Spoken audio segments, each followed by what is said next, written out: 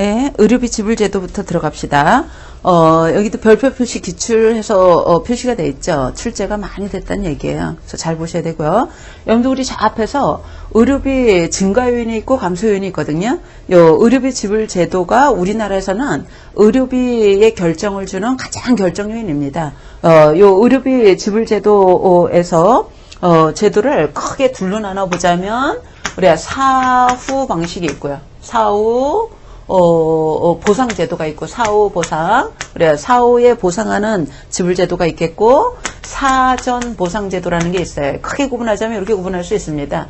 사후 보상은 서비스를 다 제공하고 나서 우리가 의료비를 지불하는 제도를 얘기하는 거고요. 요거는 의료 서비스를 제공하기 전에 미리 정해져 있는 거예요. 요거를 사전 보상이라고 합니다.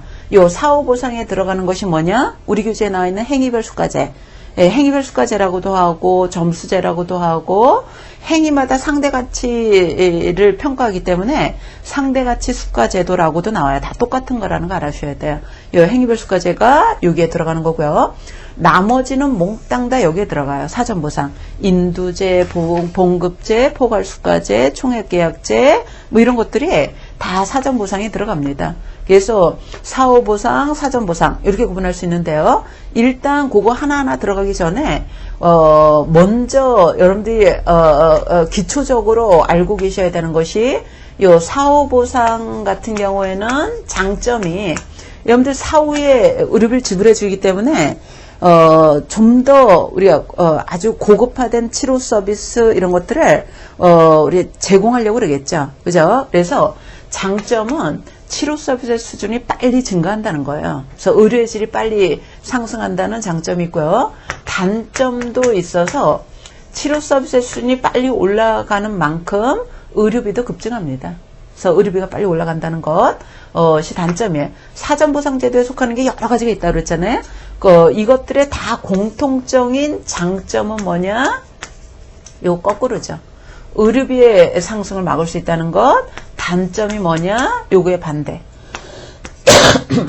단점은 요 사후보상의 장점인 의료의 질이 올라가는 게 아니라 사전보상은 수가가 미리 딱 정해져 있기 때문에 우리가 서비스의 질을 개선하려고 그러지 않아요. 그래서 의료의 질이 떨어질 가능성이 있다는 단점이 있어요. 그래서 장단점은 다 있기 마련이다. 이렇게. 그래서 사후보상의 공통적인 장단점, 사전보상 제도에 속하는 것들의 장단점은 일단 알고 들어가셔야 돼요. 그래서 교재 보시면은 행위별 수가제는 서비스 행위에 대해서 단가를 정해서 보상하는 건데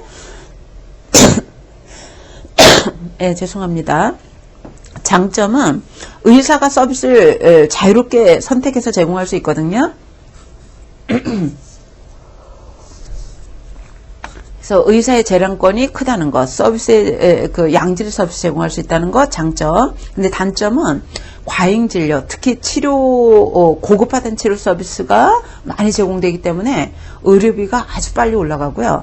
행위마다 다 수가 계산해야 되니까 복잡하고 또 의료인하고 보험 수가를 지급하는 우리가 보험자 간에 보험 운영자, 보험자가 국민건강관리공단이에요. 간에 우리가 갈등이 생길 수도 있다는 거예요. 이런 것이 단점입니다. 우리나라의 주된 수가가 뭐냐? 요 사후 수가예요. 그래서 행위별 수가제 우리나라의 주된 수가다 보니까 출제빈도 제일 높겠죠. 이거 잘 아시고요. 그다음에 나머지는 몽땅 다 사전 수가에 들어갑니다. 인두제라는 것은 사람 머릿수에 따라서 보상하는 거예요. 영국의 주된 방식인데 여러분들 1차 의료기관에 있는 사람은 지역주민수에 따라서 2차나 3차에 있는 사람들은 진료하는 환자 수에 따라서 사람 머릿수에 따라서 보상하는 것이 인두제입니다. 우리가 장점 같은 경우에는 우리가 등록되어 있는 환자 수에 따라서 우리가 보상하는데 진료의 계속성 우리가 계속 담당하고 있는 지역 주민을 관리할 수 있다는 거예요. 그래서 진료의 계속성이 증대될 수 있다는 것. 그리고 사전 수가 제도는 공통적인 장점이 수가가 딱 정해져 있다 보니까 진료 남용하지 않죠. 그죠? 그래서 의료비 상승을 막을 수 있다는 것. 그리고 치료보다는 예방에 집중할 수 있다는 것. 이게 장점. 근데 단점은 우리가 서비스가 최소한도로 제공될 수 있다는 단점이 있고요. 서비스의 질이 빨리 오르지 않죠. 사전 수가는 다 마찬가지라고 했잖아요. 거기다가 인두제 같은 경우에는 담당 환자 수에 따라서만 보상하기 때문에 여러분들 1차 진료하는 사람들은 여기서 간단한 진료를 하고 쉽게 2차나 3차로 후송해 버리는 거예요. 그래서 여러분들 2차나 3차에서 진료 받으려면은 대기가 한참 대기 시간이 깁니다. 그래서 고급화된 그 전문적인 의료를 받기 위해서는 우리가 오래 기다려야 된다는 것 또는 쉽게 후송해 버린다는 것 이런 것들이 단점이에요. 그다음에 봉급제 요거는 일정 기간 일한 거에 대해서 우리가 보상받는 방식이죠. 여러분 사회주의 국가에서는 개인 사유재산이 없기 때문에 국가의 기관에서 봉급으로만 의료인들 보상받잖아요. 우리나라 같은 경우는 행위당수가제가 주수가이긴 하지만 그 공공기관에서 일하는 의사라던가 그다음에 대형 병원에 소속된 봉급 의사라던가 이런 사람들은 봉급으로만 보상을 받죠. 그죠? 그래서 이 봉급제 같은 경우는 봉급으로만 보상받기 때문에 수입이 안정돼 있다. 서로 경쟁할 필요 없죠. 더 많은 서비스 제공하려고 노력하고 이렇지 않잖아요. 경쟁을 억제할 수 있다는 것. 그리고 뭐 좀 전에도 얘기했듯이 이것도 사전보상제도니까 의료비 절감할 수 있다는 장점. 근데 단점은 여러분들 봉급제는 딱 정해진 월급으로만 보상받기 때문에 딱 정해진 서비스만 주는 거예요. 예, 형식화 관료해야 될 가능성이 있다는 것 이런 것들이 단점입니다. 그다음에 다음 장에 포괄수가제로 넘어가시면은 우리가 포괄수가제 사전보상제도 중에서도 우리가 포괄수가제는 포괄적으로 수가를 딱 정해서 보상하는 거예요. 여러분들 포괄수가제가 질병명에 따라서 포괄적으로 정해서 수가를 지급할 수도 있고 입원 일당 정해서 지급할 수도 있습니다. 그래서 환자 종류당 정해서 지급할 수도 있고 입원 일당 얼마 이렇게 지급할 수도 있는데 우리나라에서 의료수가로 도입한 포괄수가제가 질병명에 따라서 우리가 수가를 포괄적으로 정해서 지급하고 있는 질병군별 포괄수가제를 도입을 했어요. 예, 포괄수가제 중에서도 질병군별 포괄수가제를 약자로 DRG라고 그러는 거죠. 그죠? 우리 질병군에 따라서 포괄적으로 수가를 지불하고 있다는 거예요. 예, 우리나라는 이 포괄수가제가 원래 2002년도에 법이 통과돼서 3년도부터 시험 적용되다가 10년 동안 시범 적용됐고요. 2013년, 그러니까 10년 지난 2013년도에 7가지 질병에 대해서 강제 우리가 적용하고 있어요. 물론 의사협회에 반발이 많은 제도입니다. 그래서 강제 우리가 몇 가지 질병군에 대해서 적용하고 있고요. 앞으로 국가 방향은 요거를 확대해 나가는 방향으로 설정을 했어요. 물론 의료인의 반대가 심하긴 하죠. 어쨌든 우리나라는 2013년부터 몇 개 군에 대해서 강제 적용하고 있는 제도입니다. 그렇기 때문에 우리나라는 사후수가 제도가 주수가라고 그랬잖아요. 행위별 수가제 많이 나올 거고요. 요 사전수가제도 중에서 우리나라가 강제 작년도부터 적용한 것이 이 포괄수가제이기 때문에 요 포괄수가제 문제 많이 나옵니다. 요것도 장점을 보자면 우리가 딱 정해져 있잖아요. 포괄적으로 사전수가제도는 우리가 의료비가 빨리 오르지 않는다 그랬죠. 경제적인 진료 수행할 수 있다는 것. 그다음에 그 포괄수가제를 적용하게 되면 수가가 딱 정해져 있기 때문에 병원에서 입원 기간이 짧아요. 빨리빨리 퇴원하겠죠. 그러니까 병원에서 있는 침상에서 환자 입원 기간이 줄어드니까 회전율이 올라가는 거예요. 환자가 한 베드에 자주 회전이 된다는 거죠. 그런 면에서 생산성이 올라갑니다. 제한된 베드 자원을 잘 활용할 수 있다는 뜻이에요. 그래서 회전율을 높여서 생산성을 증가시킬 수 있고 그 다음에 행위별로 다 수가 계산하는 것보다 질병군으로 딱 정해져 있기 때문에 행정적으로 간편하겠죠. 그리고 의료비가 억제된다는 장점. 근데 단점은 여러분들 진료비가 질병명에 따라서 딱 정해져 있잖아요. 그렇게 되면 서비스도 딱 규격화될 가능성이 있죠. 최소화로 규격될 수 있고 그 다음에 의사가 그 서비스를 자율적으로 선택해서 제공하기가 아주 어려운 조건이 되겠죠. 그래서 우리 진료진에 대한 간섭이 지나치다 이렇게도 맞는 거고요.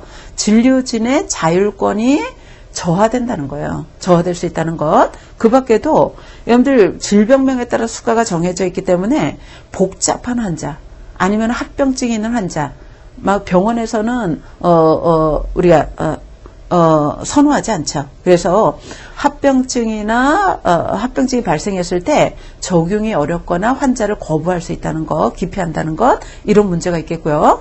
그 다음에 신규 기술, 우리의 최첨단 기술 이런 것들 적용이 굉장히 어려운 조건이 될 거라는 거예요. 왜냐하면 수가가 딱 정해져 있기 때문에 우리가 고가의 의료나 최첨단 기술이나 이런 것들이 적용되기는 좀 어렵겠죠. 그래서 장단점은 다 있기 마련이라는 거예요. 네, 그래서 요거 잘 알으셔야 되죠.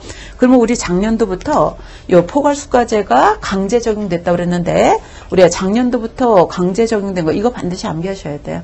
7개의 질병군에 대해서 적용하고 있거든요.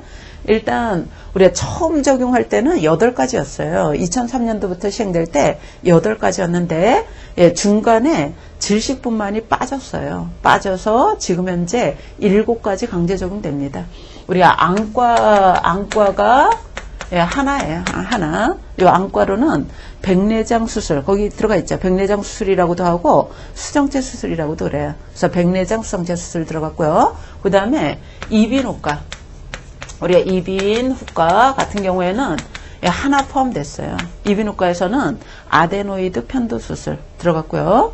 그 다음에 산부인과가 원래 처음에는 그 3개를 적용을 했는데 질식분만이 빠졌기 때문에 지금 현재로는 2개입니다. 2가지 적용해서 뭐가 적용되고 있냐면 우리가 거기 질식분만은 빼셔야 돼요. 왜냐하면 처음에는 도입을 했는데 우리가 중간에 이게 빠졌거든요. 그래서 질식분만은 교재에서 지워주세요. 지워주시고 우리가 지금 현재로는 산부인과에서는 제왕절개술하고 자궁적출술만 들어갑니다.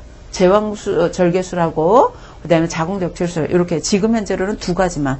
질식분만은 처음에는 도입했지만 중도에 요거를 제외시켰어요. 그래서 2가지. 그 다음에 일반외과가 제일 많죠. 일반외과가 우리 3가지예요. 3가지. 우리 충수돌기염. 우리 충수돌기 수술 같은 경우 일명 맹장수술이라고도 그러잖아요. 맹장수술 또는 충수돌기 수술이라고 그러죠. 그 다음에 탈장수술 들어가고 항문주의 수술이니까 치질수술 들어가는 거죠. 그래서 일반외과는 우리가 탈장, 그 다음에 항문주의 수술, 치질수술, 그 다음에 충수돌기, 맹장염 수술 이렇게 3가지가 포함됐어요. 그래서 토탈 지금 현재 시행되는 것이 7가지 질병에 대해서 우리 적용하고 있다더라는 것 알아보셔야 돼. 요거 암기를 반드시 해주셔야 돼요. 요거는 질병명에 따라 수가가 딱 정해져 있습니다. 그 다음에 총액계약제라는 게 있죠. 여러분들 총액계약제라는 것은 의료인이 보험자와 우리가 한 명당 1년에 얼마까지만 진료할 수 있다. 총액을 총괄계획제라고도 하고 총액계획제라고도 그래요. 우리가 1년에 진료할 수 있는 금액을 총액을 딱 정해놓은 상태에서 진료를 하는 방법을 총액계약제라고 그러고요. 독일의 외래에서 이용하는 방법입니다.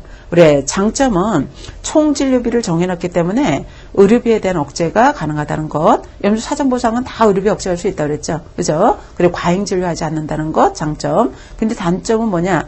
매년 이 총액을 조절해야 되기 때문에 조절할 때 갈등이 생길 수 있다는 것. 그리고 액수가 정해져 있다 보니까 고가의 기술이라던가 고가 기계라던가 이런 것들이 잘 적용되기가 어려운 조건이 되겠죠. 이런 것들이 단점입니다. 그래서 지금까지 우리가 의료비 지불제도에 대한 얘기를 했는데요. 의료비 지불제도 사후보상인 행위별 수가, 그 다음에 나머지는 다 사전수가에 속한다더라. 우리 일단은 공통적인 장단점 먼저 정리하시고 하나하나 어떤 특징이 있다. 이렇게 정리해 가시면 돼요. 그 다음에 국가별 의료보장 제도의 특징에서 났는데 국가별 의료보장 제도의 특징을 다 알아두기보다는요. 요거는 뭐 위주로 알아주시면 되냐면 이미 다 우리가 했지만 우리나라 한국 같은 경우에는 우리가 의료보장제도 유형으로 보자면 NHI 형태라고 그랬죠. 그래서 NHI 형태를 취하고 있기 때문에 한국은 어떠한 특징이 있다. 요거 우리 앞에서 한 내용하고 중복되니까 여러분들 꼭 보시고. 그 다음에 영국 같은 요거의 대표적인 게 한국 아니겠어요? 그래서 한국 특징 쭉 읽어보시면 되고. 그 다음에 NHS 제도의 대표적인 나라가 영국이라고 그랬죠. 그러니까 영국 꼭 한번 읽어보셔야 돼요. 우리 NHS 방식을 취하는 대표적인 나라이기 때문에 이런 특징이 있다더라. 이렇게 알아주시고, 그 다음에 우리가 민간보험이 있었었죠. 민간보험, 사보험. 여러분들 민간보험 위주로 의료보장을 실시하는 나라가 미국이 대표적인 거예요. 그래서 미국의 특징을 쭉 설명했는데, 예, 한국, 영국, 미국의 특징만 우리의 대표적인 나라이기 때문에 요거는 꼭 한번 읽어보시기 바랍니다. 우리가 시간 관계상 같이 봤으면 좋겠지만 우리의 시간 관계상 요건 여러분들이 꼭 보시기 바래. 예. 그 다음에 지방보건행정조직에 대한 얘기로 이제 넘어가도록 하죠. 우리 지난 시간에 우리가 그 보건의료 조직을 그 공공조직, 민간조직, 공공조직도 중앙조직이 있고 지방조직이 있다고 그랬죠. 그죠? 그 중에서 지방조직에 대한 얘기를 좀 더 해보자는 거예요. 그래서 지방보건행정조직에 대해서 좀 더 우리가 자세하게 우리가 살펴보도록 하죠. 우리 앞서서 얘기했듯이 우리가 지방보건조직 같은 경우에 지방보건조직은 시, 군, 구에서 담당하는 지방보건조직이 우리가 보건소라고 그랬죠. 보건소 중에서 그 진료 기능을 강화한 형태를 의료원이라고 그래요. 보건의료원. 그래서 의료원도 일종의 보건소 조직입니다. 보건소가 있고요. 그 다음에 면 단위에 있는 것이 우리가 보건지소예요. 보건지소가 있고요. 예, 그 다음에 벽오지촌 리 단위에 설치되어 있는 것이 보건진료소죠. 우리 저 앞에 진료소하고 의료원하고 좀 헷갈려 했는데 의료원은 보건소 조직 중에서도 진료기능 강화 형태, 보건진료소는 벽오지촌 리 단위에 설치된 보건기관입니다. 지방보건조직. 그래서 요거에 대한 얘기를 여기서 하게 될 거예요. 이 중에서 가장 핵심 조직이 뭐냐? 요겁니다. 대부분의 시험 문제가 아마 여기서 출제가 될 거다. 이렇게 보시면 돼요. 여러분들 지소하고 진료원은 하부 조직에 해당된다고 그랬잖아요. 그래서 보건소 조직이 지방보건행정조직의 핵심 조직이에요. 그러다 보니까 문제에서 대부분 보건소에 집중하는 걸 볼 수 있죠.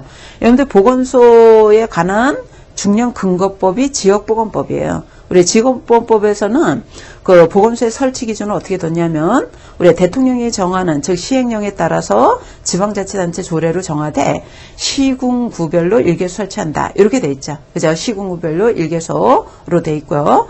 보건의료를 위해서 더 필요하다고 인정될 경우에는 추가로 설치가 가능한데 우리가 추가로 설치할 때는 보건복지부 장관이 지금은 안전행정부라 그랬죠. 안전행정부 장관과 협의를 해야 돼요. 독자적으로 설치하는 게 아니라 우리가 협의하에서 추가로 설치할 수 있다. 이렇게 돼 있어요. 그래서 기본적으로는 시군구 추가로 설치할 수도 있다. 이렇게 알아주시면 되죠. 다음 장 넘어가시면 그러면은 여러분들 이 보건소 조직 체계 같은 경우에는 지방보건조직에서 핵심 조직이라고 했잖아요. 우리가 앞에서 얘기했듯이 중앙의 중앙조직 중에서 이 지방보건조직에 대해서 보건복지부가 할 수 있는 권한은 업무 감독, 기술 감독 이런 것만 하는 거고요. 예산이라던가 인력이라던가 직접적인 업무 명령 지시라던가 설치라던가 이런 것들은 안전행정부에서 담당하고 있어요. 그래서 지방보건조직은 한 곳에서만 명령 지시 받는 게 아니라 우리가 보건복지부, 안전행정부 다 명령 지시 받도록 돼 있기 때문에 지도 받도록 돼 있기 때문에 이원화된 조직체계를 갖고 있다. 이렇게 얘기할 수 있습니다. 우리나라의 지방보건행정조직의 가장 큰 특징이 뭐냐? 이원화되어 있다는 게 가장 큰 특징이다. 이렇게 볼 수 있어요. 네. 볼 수 있고요. 네, 보건소의 인력으로 넘어가도록 하죠. 여러분들 보건소의 인력은 전문 인력을 두들. 여러분들 이 보건소, 지소, 진료소 다 우리나라는 전문 인력을 두도록 돼 있어요. 근데 그 중에서도 가장 다양한 전문 인력을 두는 곳이 보건소겠죠. 가장 인력이 많겠고요. 이 보건지소도 보건소보다는 규모가 적은데 몇 명의 전문 인력을 두도록 돼 있고 보건진료소는 간호사 중에 진료원 교육을 받은 진료원이 배치하도록 돼 있죠. 그죠? 그래서 이 보건소는 보건의료와 관련된 전문 인력을 배치하되 가장 다양한 직종이 배치되도록 하고 있다더라는 거죠. 여러분들 지금 수업 받으시는 분의 대부분은 이 보건소를 들어가기 위해서 준비하시는 분들이잖아요. 그죠? 그 전문 인력 중에 간호사 시험을 우리가 준비하는 거죠. 그래서 간호사 이외에도 우리가 전문 인력을 두도록 돼 있다더라는 것. 그래서 자격 요건을 갖고 있죠.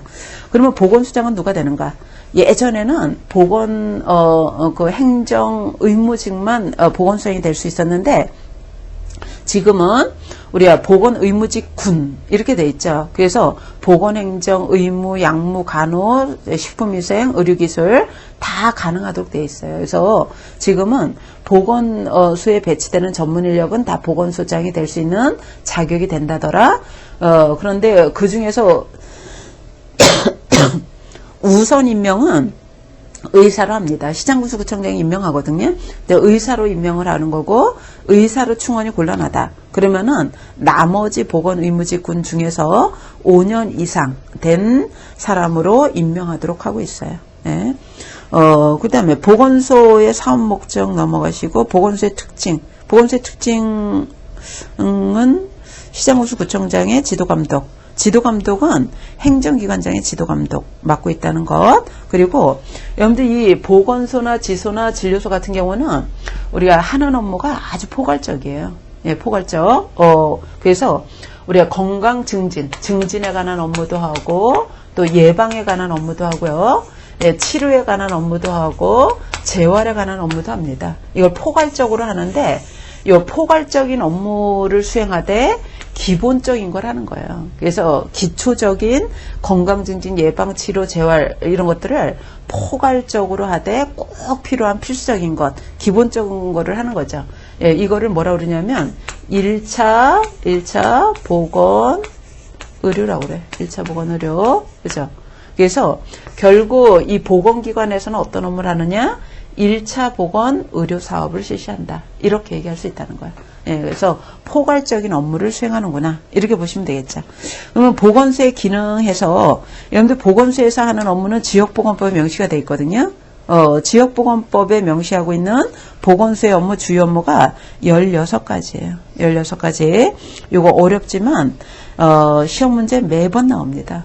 거의 빠지지 않고 출제되는 문제거든요. 그래서 보건소 업무 16가지 뭐 이유를 따지지 마시고 요거는 거의 암기하다시피 알아주셔야 돼요. 그리고 암기도 꼼꼼하게 일부만 틀려서 문제로 나오는 경우도 있기 때문에 요거는 꼼꼼하게 여러분들이 암기하셔야 됩니다. 같이 16가지를 다 살펴보면 좋겠으나 예, 이것 또한 우리의 시간 관계상 를 꼼꼼하게 살펴보기는 조금 어려울 것 같아요. 그래서 이 16가지 업무는 반드시 암기하셔야 된다는 것 말씀드리고요. 예, 그 다음에 지역보건법의 목적에서 나왔는데 우리가 지역보건법의 목적은 지역보건법 1조에서 밝히고 있거든요. 예, 요것도 문제로 나오는 내용이에요. 그래서 그것도 여러분들 꼭 보시고 그 다음에 지역보건의료계획 내용에서 나온 거 있죠. 요거 말씀드리자면 여러분들 우리나라 보건소법이 처음으로 제정된 게 56년도 이게 처음 제정됐고요. 그 다음에 62년도에 전면 개정이 됐고 보건소법이 전면 개정이 돼서 보건소 업무가 규정이 됐고요. 그러다가 95년 이거 중요하다 그랬죠. 우리 1장에서 요 내용을 했거든요.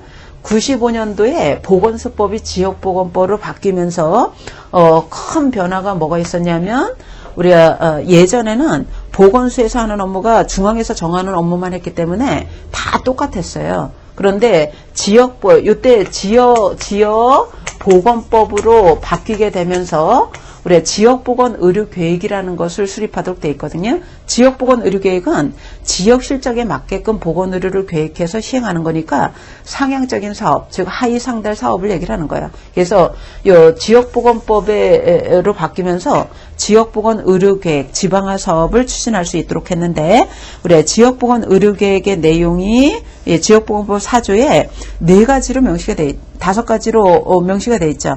이거 시험 문제 너무 많이 나옵니다. 이것도 무조건 암기예요.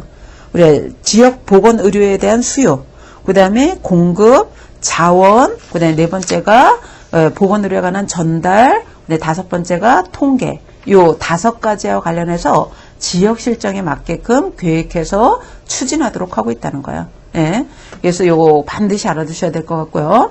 그 다음에 그 지역보건의료계획의 내용이 요 5가지와 관련되어 있는데 요 5가지와 관련해서 특히 우리 지역보건의료계획 내용 4조 2항 규정에 의한 계획 내용 해서 나왔는데 동법 시행령 3조라고 되어 있잖아요.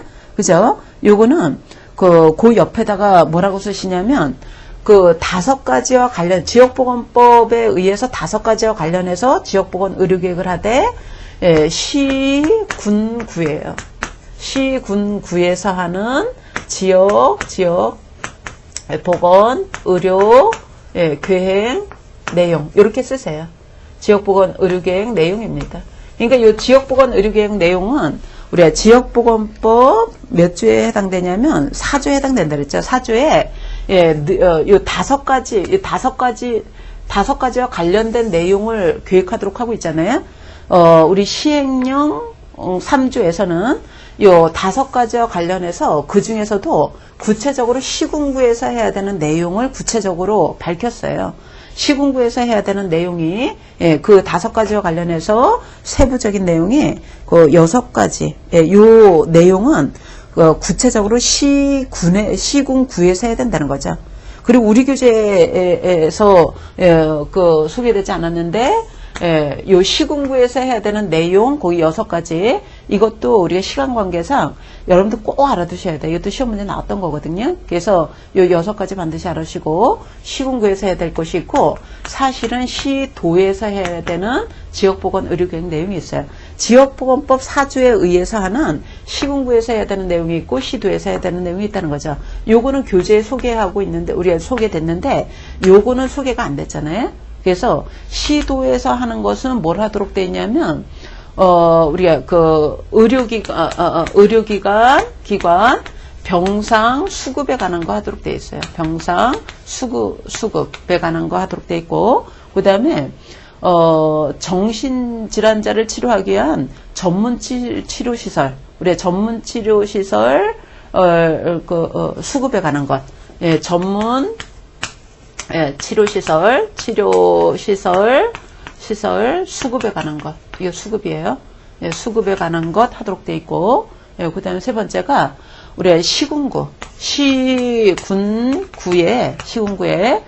지역 의료기관, 지역 의료기관, 기관에 대해서, 설치 운영에 관해서 지원하도록 돼 있어요.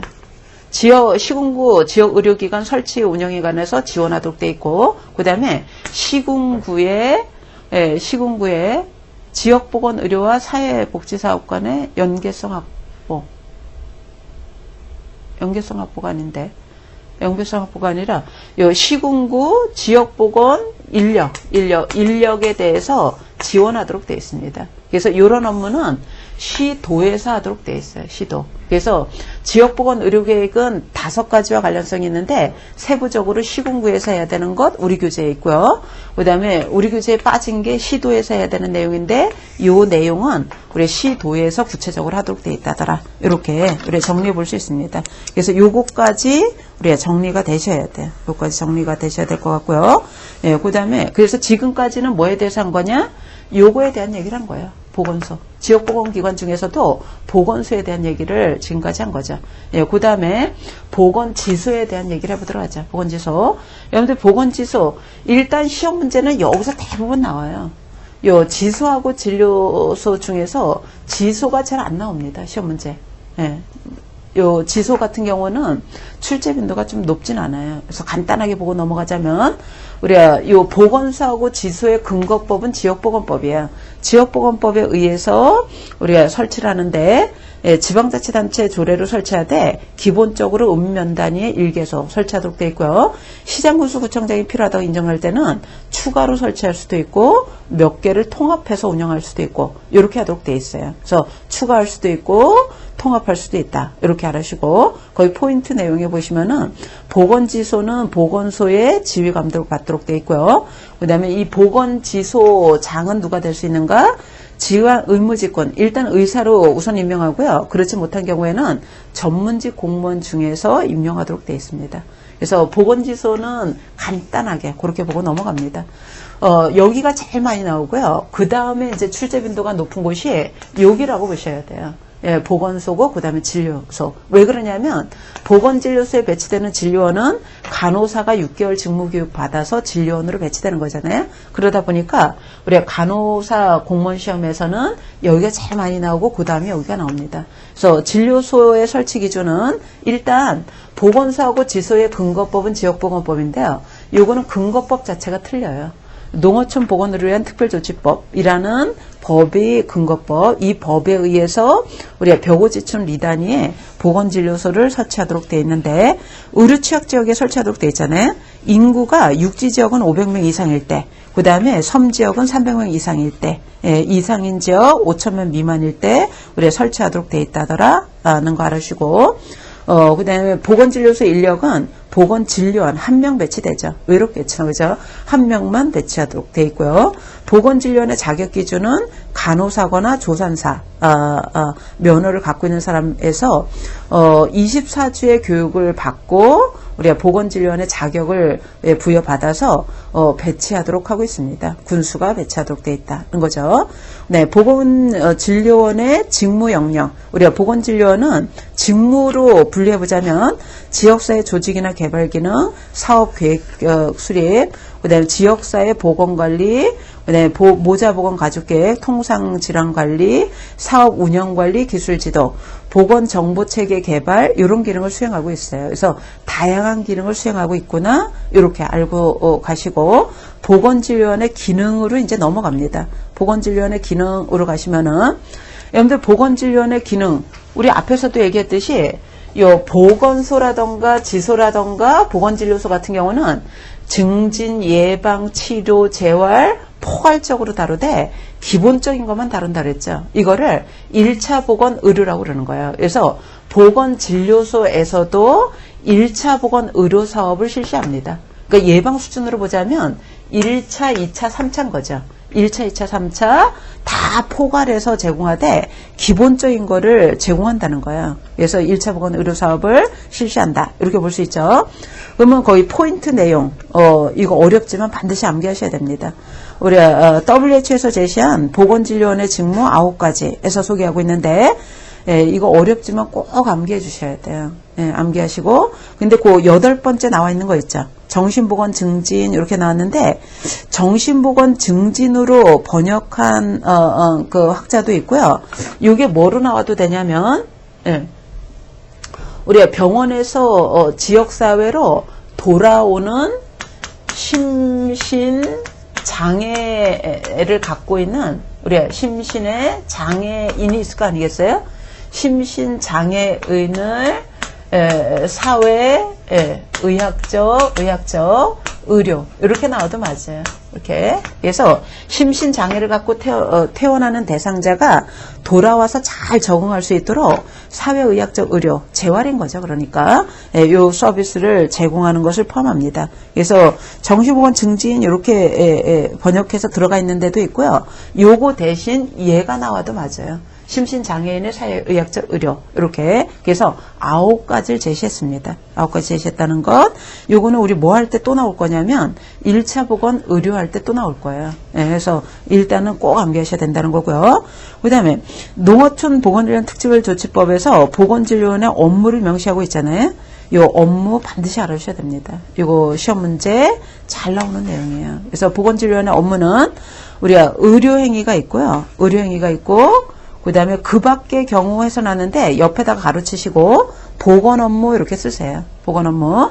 우리가 보건진료원이 하는 업무는 일단 지역보건법에 명시된 게 아니라 농특법에 명시되어 있다는 거 알아주시고 크게 보자면은 의료행위라고 해도 되고요.